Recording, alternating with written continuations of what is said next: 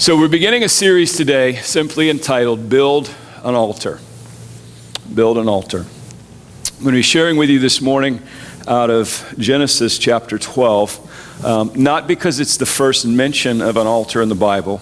It's actually kind of starting around the second mention of that. We'll probably circle back around at some point to the first mention of it. We're starting at Genesis 12 today because I think that's where we're supposed to start this message series. There's a good probability that many of you will be uncomfortable at some point through this message series, but uncomfortable in a good way.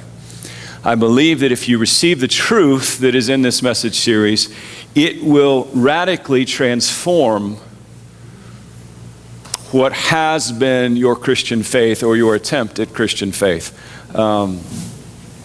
I believe that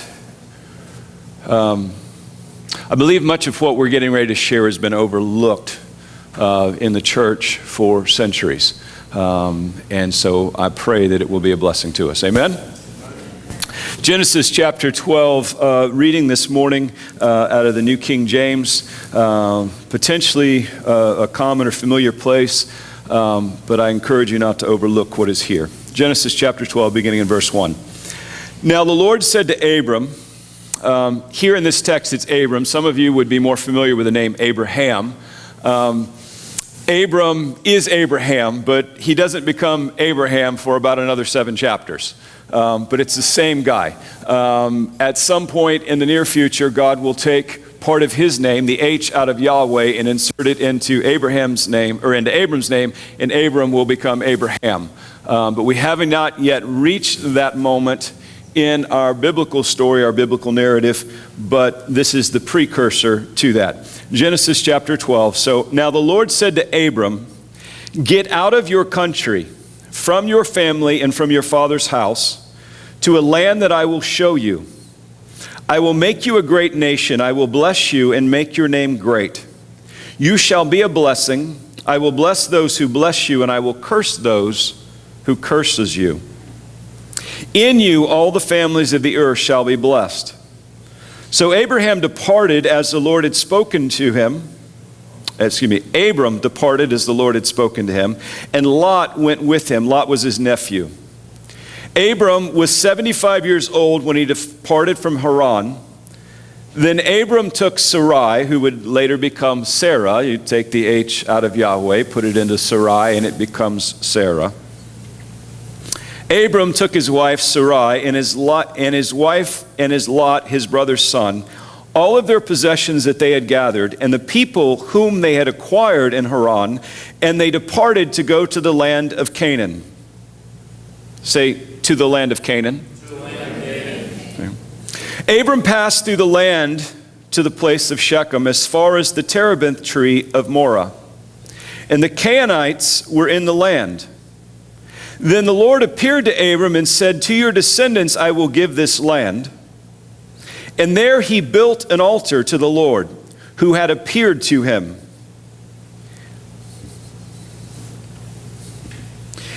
He moved from there to the mountain east of Bethel, and he pitched his tent with Bethel on the west and Ai on the east. And there he built an altar to the Lord and called on the name of the Lord. So Abram journeyed, going on still toward the south. Now there was a famine in the land, and Abram went down to Egypt to dwell there, for the famine was severe in the land.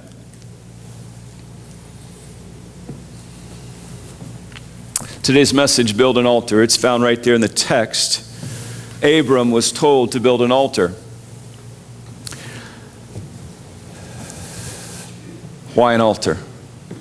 And does it matter today? Are we to still build an altar? Well, you'd say, well, you're getting ready to preach on it, so I guess so, right? Amen. Yeah, good math. A couple things that would have you know. Just a moment ago, we said the Lord said to Abram, "Get to the land of Canaan." And what did Abram do? He went to the land of Canaan, and he kept going. He went to the land of Canaan, saw that it was inhabited. There were some people there. There was a famine. And so he kept going. Abram is not perfect in this moment or in this journey. And so please understand that when God calls you to build an altar, it is not because of your perfection or your obedience. It is not because of your conformity, your obedience, your perfection, your completion, or even that you're really in that great a place. But he says to Abram, build an altar. It says that Abram built an altar, and the Lord appeared to him. There's several things that we would ask that you know about the altar experience, the altar moment through this series. And perhaps the greatest among all of them is that the altar is a place of intimacy.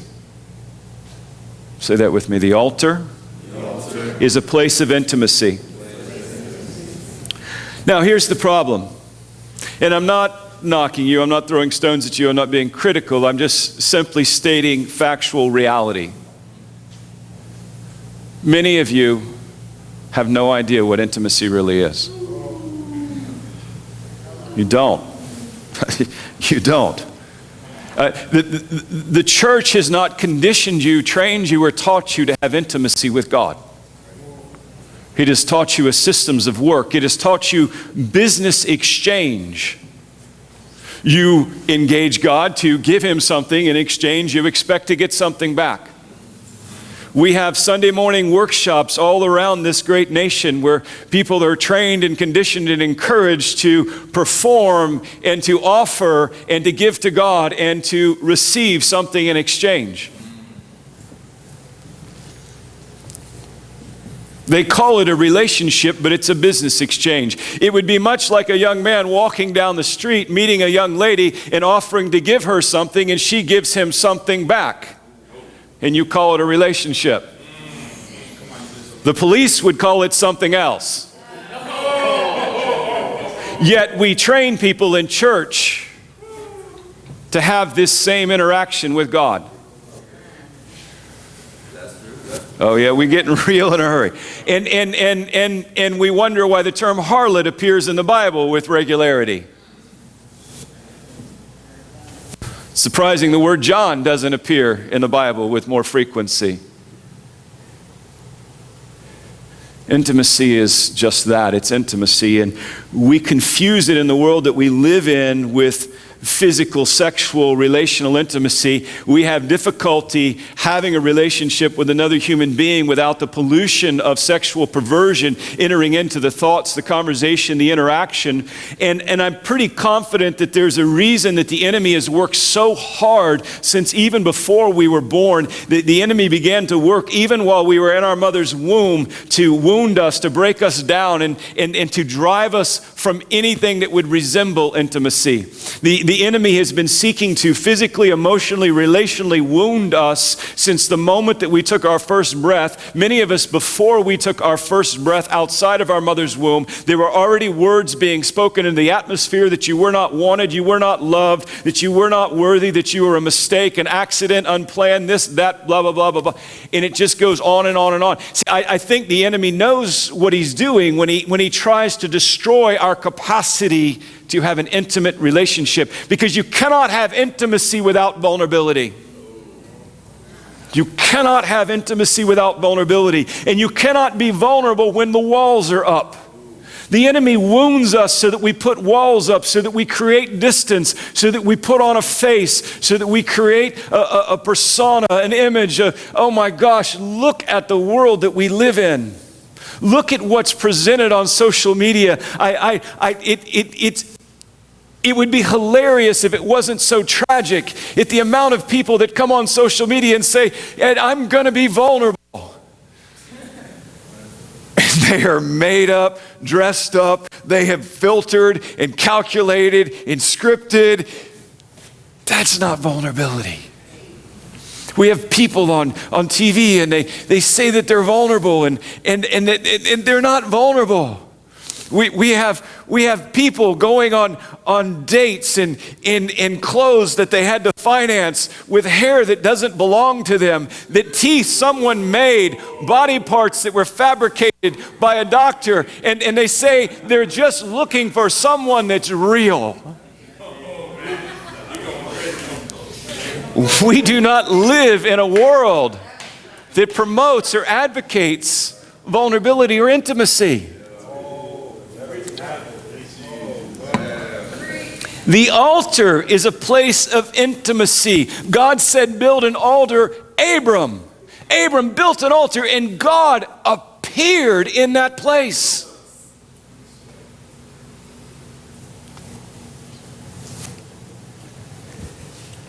We are to build altars to experience the intimate presence of God.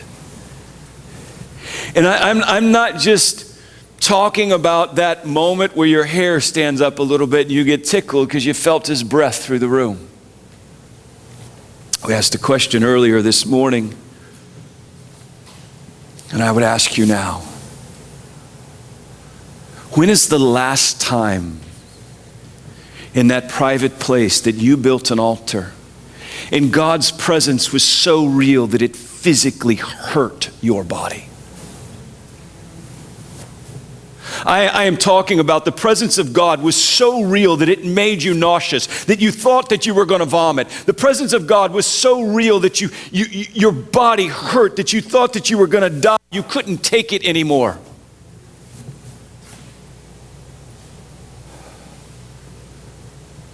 You say, well, I don't know if that sounds like God. Really? Because this flesh can't handle the presence of God.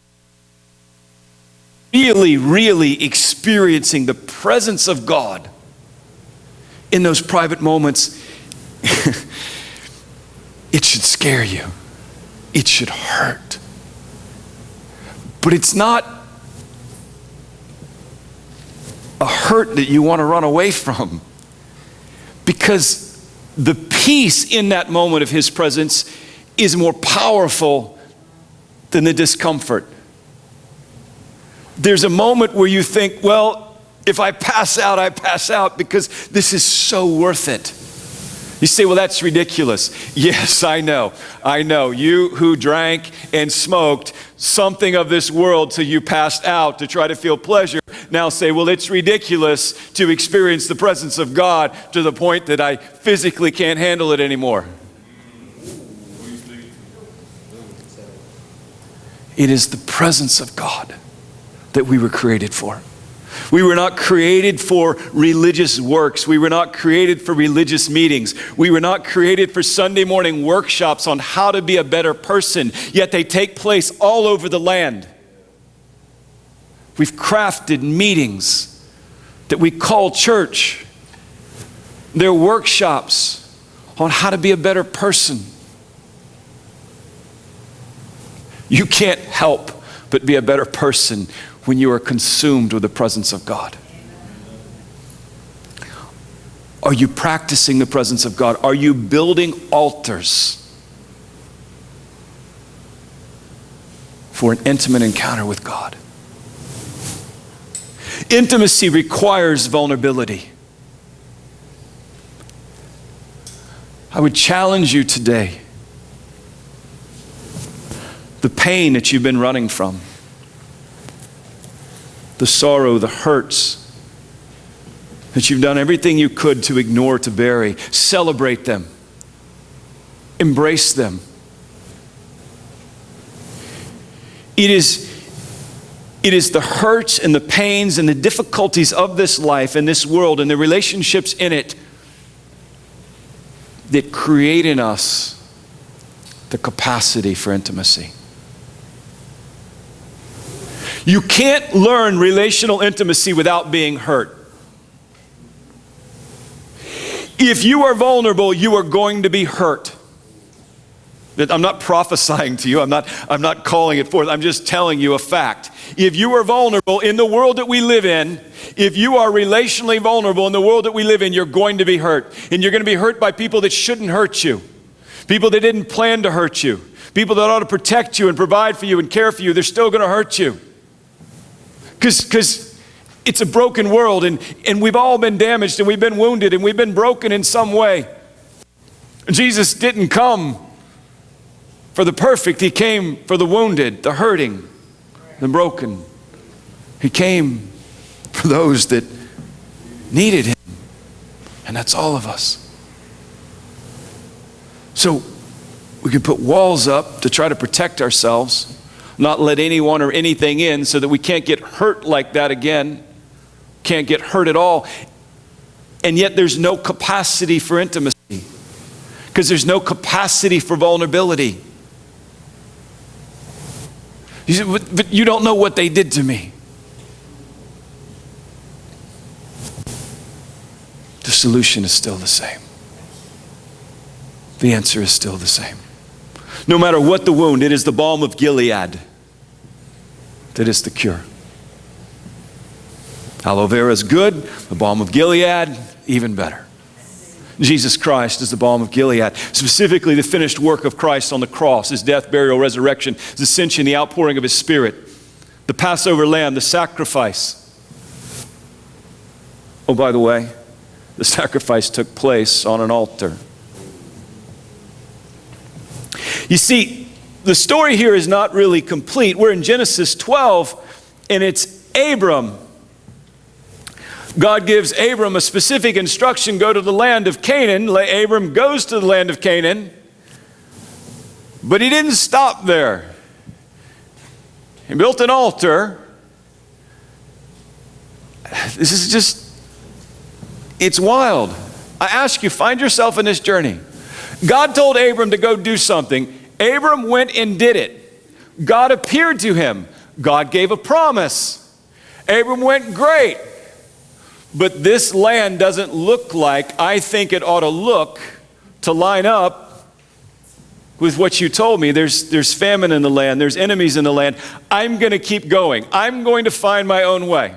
Now, I know that's nobody here. Nobody's ever had God tell you to do something and you said, yes, God, that's awesome, but I'm going to add something to it. I'm going to figure out my own. And God, I know what you told me, but I think your GPS is off, God. I know your plan is good, but you told me to go here to receive that thing. And I got here, Lord, and I don't see what you said. So I'm going to help you out, God, and I'm going to go somewhere else to find it.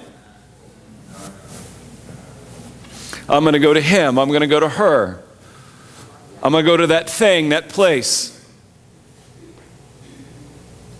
You know why?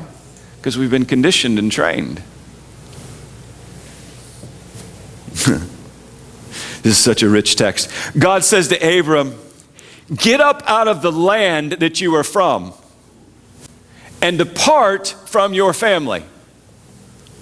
Now, I think a careful and a close reading, understanding the nature of God is, God was not saying to Abram, forsake all of your family members.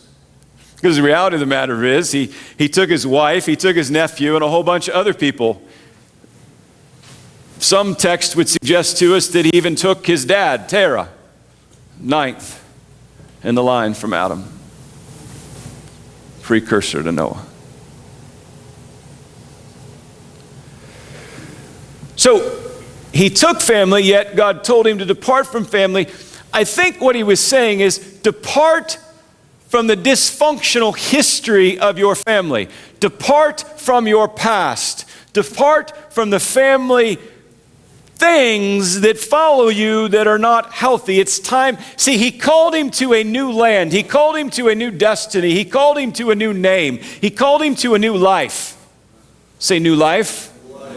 God has called each and every one of us to a new life in him. The new life in him is designated because he takes a part of himself and puts it in us. It's not a coincidence that Abram got the H out of Yahweh. Abram got a part of God and he became a new creation. He became Abraham. Old Testament type and shadow image of the salvation experience. Sarai got a part of God, the H out of Yahweh put into her name. She became Sarah. She became a new creation. Someone who was barren without promise now suddenly has promise. And not only promise for her, but promise for generations and nations. Abram, a wandering nomad, potentially a wandering fool, now becomes a man of promise in whom all the nations of the earth will be blessed by God. a new creation, because now God is a part of him and his journey.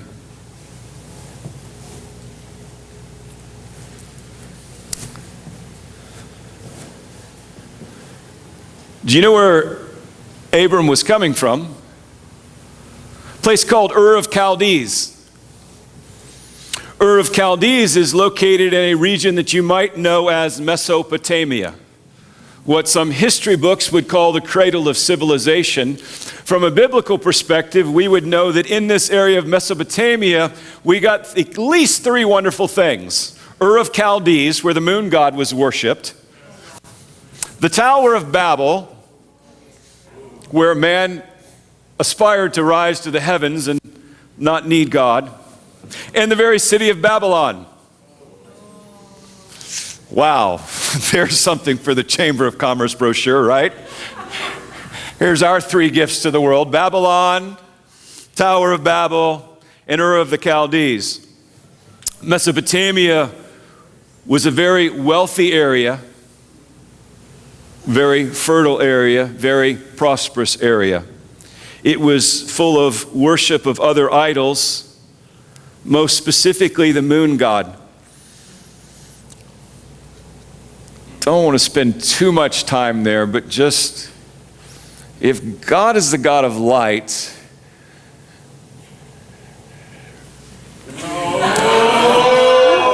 the sun broadcasts light, and the moon is supposed to reflect that light. What we are to know in the spiritual realm has been revealed to us in the physical realm. The moon god could potentially be a celestial being that was originally created to reflect the light, but maybe got out of line a little bit and fell. Don't overlook or miss the symbolism of the moon god. Or for that matter, any world religion that identifies with the moon. There are two sources. There is light and dark in this world. There is the kingdom of God, and there is another thing that wants to be called a kingdom, but it has no king. So it can't technically be a kingdom, but it wants to be known as a kingdom. It has one who wants to exalt himself above the throne of God, to sit on a higher mountain, to be worshiped before and above and beyond God. The seat of that moon god worship was in Ur of Chaldees. In the midst of this wealthy, materialistic, idolatrous, human, see, this has no relevance to the world we live in today. This is just Bible history. God says to Abram, come out from among that. Come out from among that history. Come out from among that culture. Come out from your family. You know what? They tell us that Terah, Abram's dad, had an idol-making business, and that Abram apprenticed with him in the idol-making business.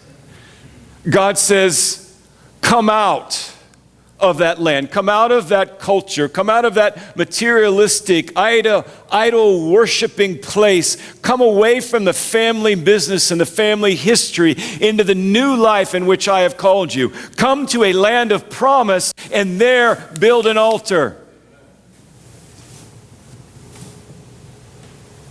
God appeared to Abraham in this place. If there's only one thing you remember about the altar, remember that it is a place of the intimate encounter of God. But there are other things that we know about the altar. The promises of God. The promises of God are continually associated when there is an altar. Promises of God are what today we would call the Word of God. What is the Word of God? It is the promises of God. we begin to read some 46 accounts in the Old Testament of building altars. Somebody right now is probably doing math in the back of their head going, how long is this series going to be if there's 46 separate accounts of building altars? You may forget to keep counting before we run out of material for Sunday morning. You consistently find when a true altar was built to the living God that the promises accompanied that. Now, a curious thing happens. We're in Genesis 12. This little journey of Abram's really has kind of this critical mass from like Genesis 12 to about Genesis 22. And for those of you that are familiar, you'll remember some of these tidbits. For those that are not, you can just hear a few highlights and go back and fill the story in. Abram starts on this little journey out of the land, and he goes here and he builds an altar. But you notice something's missing from this story? There's no sacrifice. God says build an altar. Abram built an altar, and God's presence showed up. But his name wasn't changed in this place. And I got to tell you, it doesn't appear that really his behavior changed in this place. Principles of building an altar. It's not enough just to build an altar. You can't just build an altar. There needs to be a sacrifice. You see, this 12 through 22 section is fascinating. We fast forward and we get up to about verse 15, and Abram gets his new name, and there is a sacrifice. But there's no altar built. The first time we read about Abram and this altar, here in 12, he builds an altar, and there's the presence of God, there's the promise of God, but his conduct is not fundamentally changed.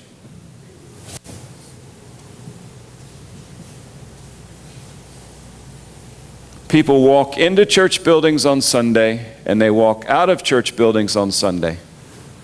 God is present, and the Word is taught.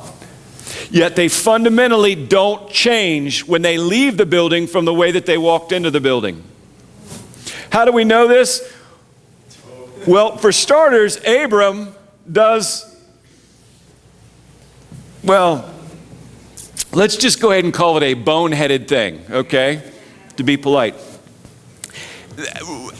Abram hears from God, builds an altar, God's presence arrives, the promises of God come. You would think that would be time to worship and celebrate. But Abram leaves the land, goes to Egypt. Notice the old nature coming up. He's in Canaan. There's famine in the land, so it doesn't look prosperous to him in the moment. By the way, Canaan is where Israel is now. The nation of Israel now is located in the middle of Canaan, the land that God promised to Abraham and his descendants. Israel is so fertile and so prosperous that it doesn't just feed itself, it feeds itself and it feeds the nations around it. Israel is so fertile and so prosperous as a land that it's feeding its enemies. The fruit, the produce, the green stuff that grows there, it befuddles the mind, it confounds the wise. Abram stood in this land and could not yet see the promise. All he saw was the barrenness. All he saw was the famine. There was an altar, there was a promise, but he left and he went to Egypt because Egypt looked prosperous. Egypt looked more like the place, Mesopotamia, that he came from. There's a word there. God called him out of the place, the culture, the family history that he was in. He went through the place of promise and kept on going to a place that looked like the place that he had been. Because, I believe, there was no sacrifice here in Genesis 12. There was an altar, there was a promise, but there was not a sacrifice. And just to highlight Abram's character and integrity at this point, when he gets to the land of Egypt, he looks at his wife and goes, "Man, you're fine." When we get to the land, Pharaoh, the king of the land, is going to see how fine you are. He's probably going to want you for his own, so he's probably going to kill me. So you just tell Pharaoh that you're my sister. And that way he can have you, and I, Abraham, will be spared.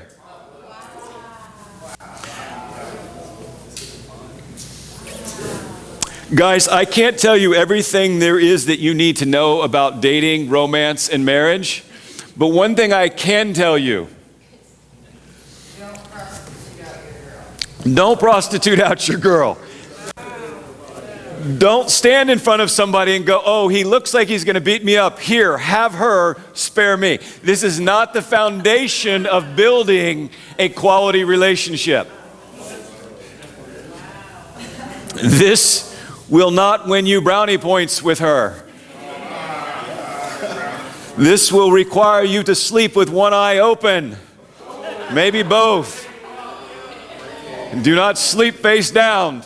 Sleep on your back so you can see what's coming. Amen?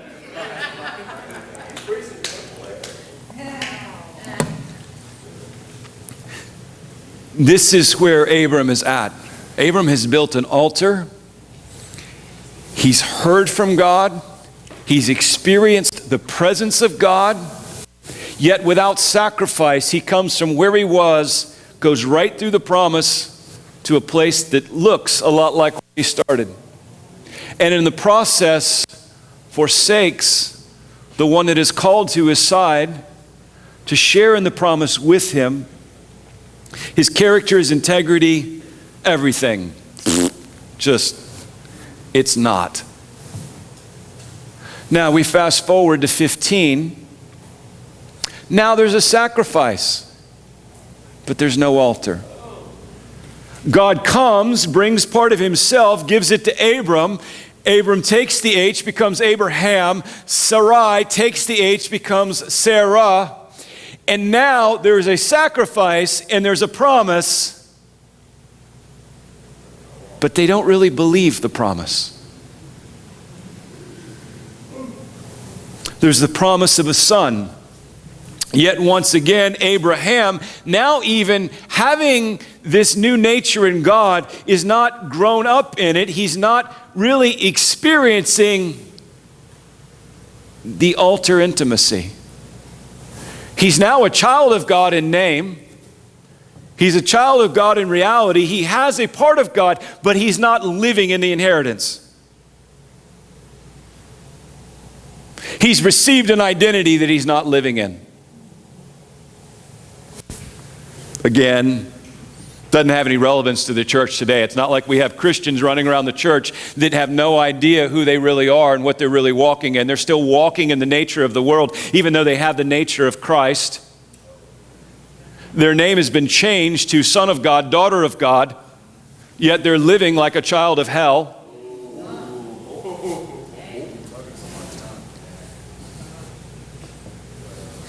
Not many of them not even wanting to. They want the new life. They just don't believe. Because there's been a sacrifice. There's been a business exchange.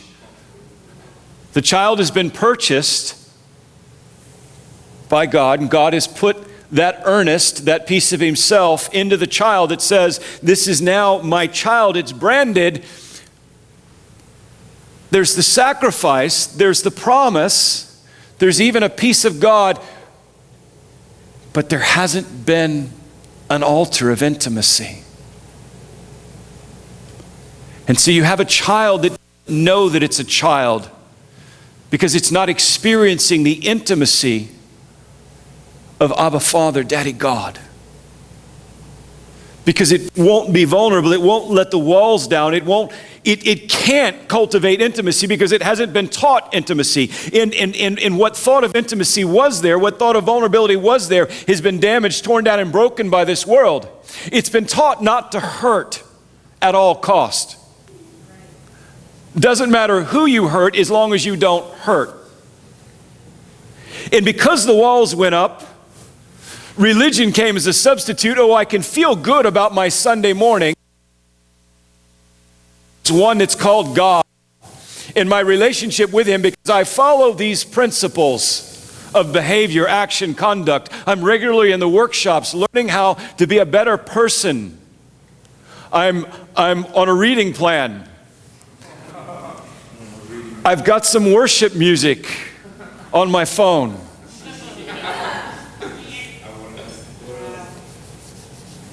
I'm doing the right things. How is your relationship with God? Well, this is what I'm doing. No, how is your relationship with God? How is your relationship with your wife? Oh, it's great. I'm doing the dishes. I even vacuumed last week. No, how is your relationship with your wife? It's awesome. I took the trash out 3 times. No, how is your relationship with your wife? Does she trust you? Is she sharing the depths of her heart? Is she safe with you? Oh, I know, ladies, you want to escape this moment. But how is the relationship with your husband? Oh, it's great. I give him what he wants in bed. Really? But when's the last time you let him tell you that he was afraid and you made him feel like a man rather than less than? You validated his fear and you validated him as a man. You made him feel like a man in his weakest moment. How is your relationship of intimacy? Well, I would have to be very vulnerable in that place. Exactly. We are called to vulnerability. We are called to put everything out there in front of God, knowing that it may hurt. Because intimacy, vulnerability, always runs the risk of being hurt. Now, the grand difference is that he's not a man that he should lie. He doesn't have the character and the nature of your earthly father, or your earthly mother, or your husband, or your wife, or your supposed best friend, or the person that, God forbid, told you that you could always trust them.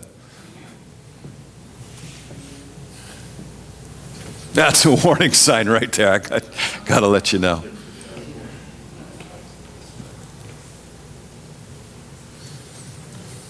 You're great. I'll always be here for you. Fixing to get toasted when they start to butter you up. I somehow knew this section was going to enjoy that.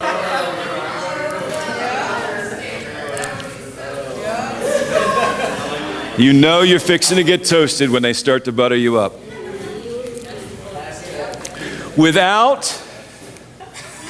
Without vulnerability, you can't experience intimacy. And God has called us to a place of intimacy. He's called us to the place of the altar. You see, we got Abram in 12, we got Abraham in 15, and we fast forward to 22.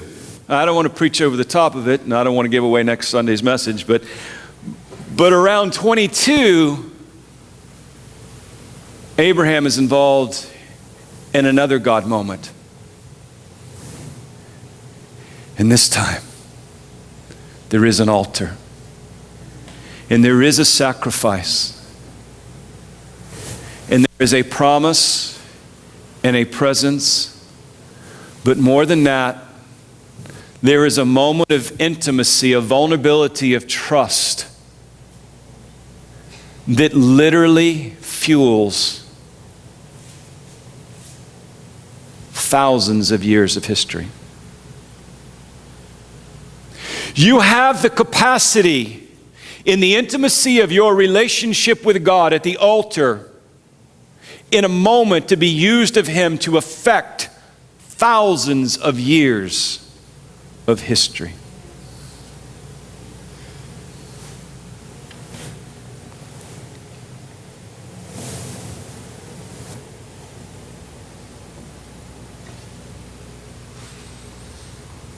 Which makes you wonder, why is the church not talking about this more? We have programs, we have programming, we have workshops, we have groups, books, lesson plans, study guides, t-shirts, gift bags, parking lot greeters with cold soda. We give away tickets to theme parks. And 3, 5, 7, or 11 points on how to be a better person. Yet, the history of the world, the non-history of eternity, is dependent upon an altar, a sacrifice, a promise, an intimacy.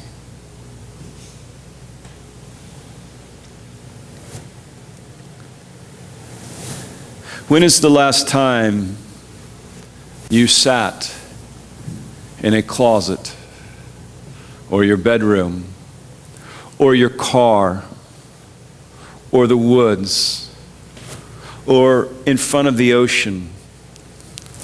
When is the last time you sat someplace and God's presence came so hard and so real and so powerful that your flesh felt ill, but your spirit was so alive? You didn't care how ill your flesh was. You just wanted more of His Spirit, of His presence. Can you think a thought and He's so present, so real that you think you're going to die, but you don't?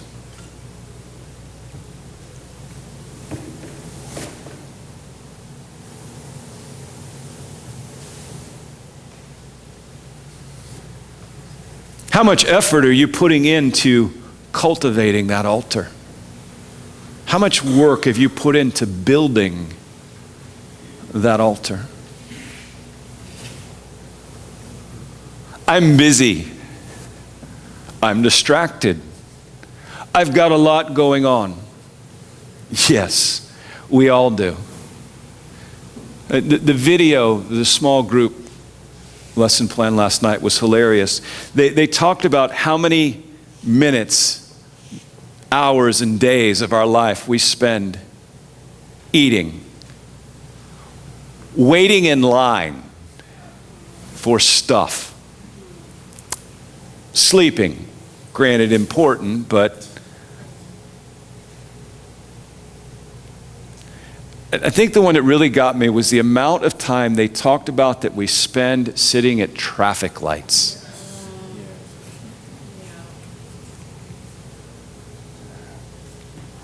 You may not love me for this, but probably many of us who are now hearing this message spend more time in line at a coffee shop or a place that sells chicken than we do at the altar of the living God.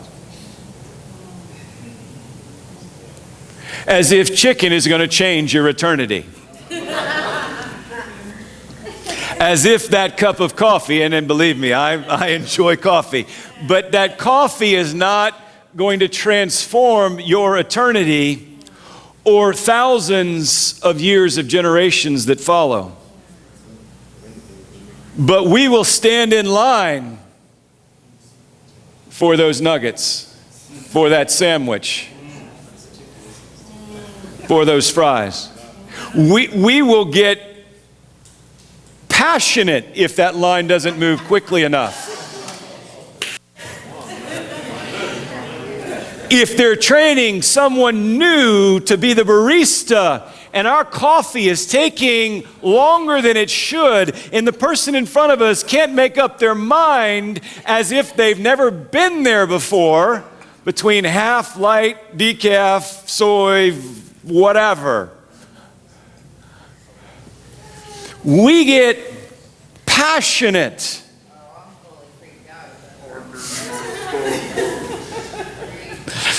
Things go through our mind that we later have to repent for regarding this individual and their future.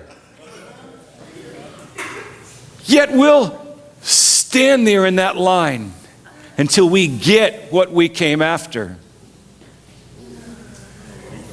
In church terms, we call that conviction. Okay, just checking.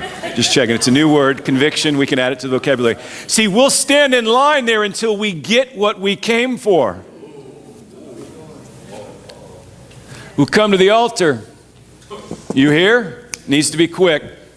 Give me a splash because I got to go. Okay, not happening today. Too much atmospheric junk. Too much noise going on. Stuff. Yeah, you know what? I'll catch you later. Got to go. We wait for the coffee. We wait for the chicken. We wait for a lot of things. When was the last time you hit that altar and said, I will not leave here until you wreck me? I will not leave here without a breakthrough, transformational encounter. And I'm not coming here once a year, once a month. I'm not coming here for next year's seminar.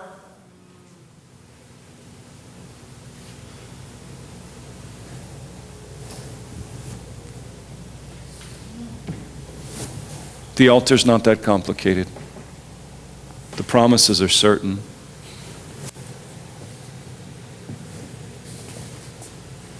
All you really need is a living sacrifice. All you really need is a sacrifice. The promises are sure. The altar can be most anywhere. It can be in the wilderness. It can be on the mountain. It can be in the valley. It can be on the mountain. It can be on the beach. It can be in the woods. It can be in the closet. It can be in the car. You can build altars lots of places.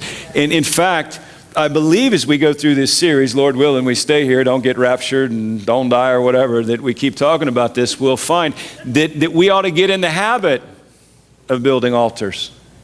Yeah. There's some governmental significance to building altars.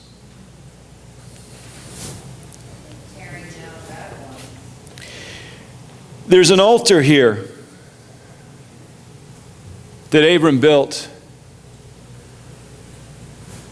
in the land of Canaan. Now, he journeyed from where he had been, Mesopotamia, through Canaan, overshot the runway, went to Egypt looking for something that was familiar where he had been.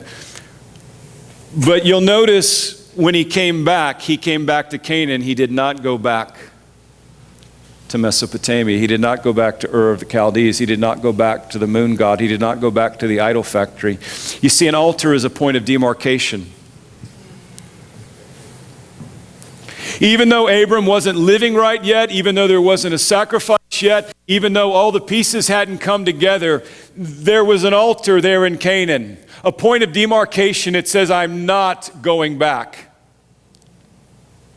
There is a promise from God in this place. In my journey, I may still be figuring it out. I've still got work to do. I'm still trying to figure out the sacrifice, the intimacy, all of that. But there is a point of demarcation. It's time that some people that are passionate about God built some altars, established some points of demarcation, and said, I'm not going back. I am a child of God. I am going towards my identity. I am not living towards my inheritance, but out of my inheritance. Going back to the family history. I am not going back to the family business. I am not going back to the land of materialism and idolatry. Some of us need to build an altar that says this and forward, but I'm not going back.